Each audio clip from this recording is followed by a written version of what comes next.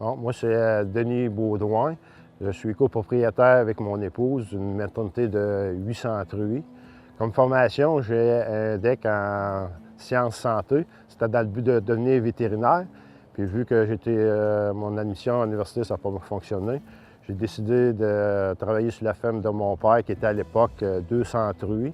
Fait que suite à ça, après avoir travaillé 3 ans, j'ai décidé d'acheter la maternité. L'entreprise appartenait à mon père auparavant, là, pas le site actuel, mais un autre site avant qui était maintenant il est désuet. Là.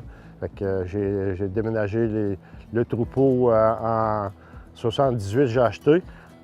Puis ensuite de ça, en 98, j'ai fait un autre site complètement neuf. Là, j'ai aménagé la mise bas. Ensuite, 3 ans après la gestation. Et ensuite, en 4 ans après, j'ai fait une quarantaine, puis agrandi la gestation. Là, c'est une maternité, c'est de 800 truies. C'est sevrage à la semaine. Puis bientôt, je vais passer aux bandes aux 4 semaines. C'est ça, ensuite, j'ai 3 employés à temps plein et 1 à temps partiel. Bien, moi, tout le temps, j'étais pour les performances des truies. J'étais un maniaque de ça, d'avoir des bonnes performances au point de vue nombre de porcelets sevrés par truie. Fait que j'ai tout le temps ça dans la tête d'augmenter la productivité. Puis j'ai réussi, au fil des ans, la productivité, elle augmente sans cesse.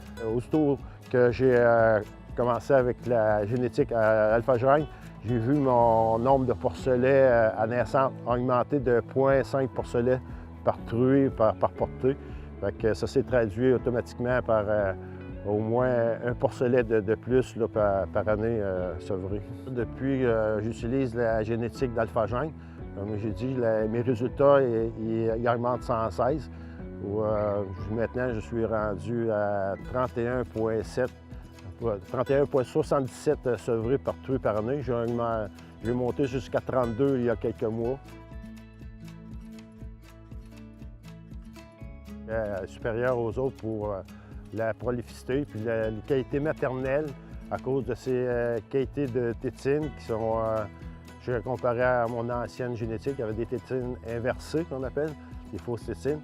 Et puis le nombre qui est supérieur aux autres génétiques. Quand les truies arrivent, c'est au minimum 14 tétines. Et puis plus que, je dirais, 50 des cochettes arrivent avec 15 tétines et plus. Les tempéraments sont calmes, sont bien, ils mangent très, très bien. Quand ils arrivent au sevrage, les porcelets, il y a un bon poids. Je chèvre à un poids de 6,5 kg à 3 semaines. J'ai vu mon nombre de porcelets à naissance augmenter de 0,5 porcelets par truie, par portée. Fait que ça s'est traduit automatiquement par au moins un porcelet de plus là, par année sevré. Du point de vue sanitaire, il faut que, c'est sûr, mes critères, c'est que la truie elle arrive en santé dans ma quarantaine. Là, parce que moi, dans ma quarantaine, il arrive, quand il arrive, il passe 7 semaines dans ma quarantaine. Ensuite, 3 semaines après, c'est les prises de sang. Puis quand les prises de sang sont prises, les résultats, après les résultats, on commence la vaccination. C'est bien important que la truie elle arrive en santé. Puis jusqu'à la date, là, ça fait bientôt 10 ans que je fais affaire avec alpha-gène, puis j'ai jamais eu de problème de santé dans ma quarantaine. Oui, alpha-gène, ça nous permet d'avoir des résultats concrets en voyant des résultats comme le porcelet né vivant à naissance, là, ça ment pas. D'autres producteurs qui me demandaient là, comment que je fais pour atteindre ces niveaux-là. Mais je disais, premièrement, ça prend une bonne génétique. Si tu n'as pas de génétique, là, des porcelaines à naissance, là, une bonne prolificité de la part des truies, ça part de là.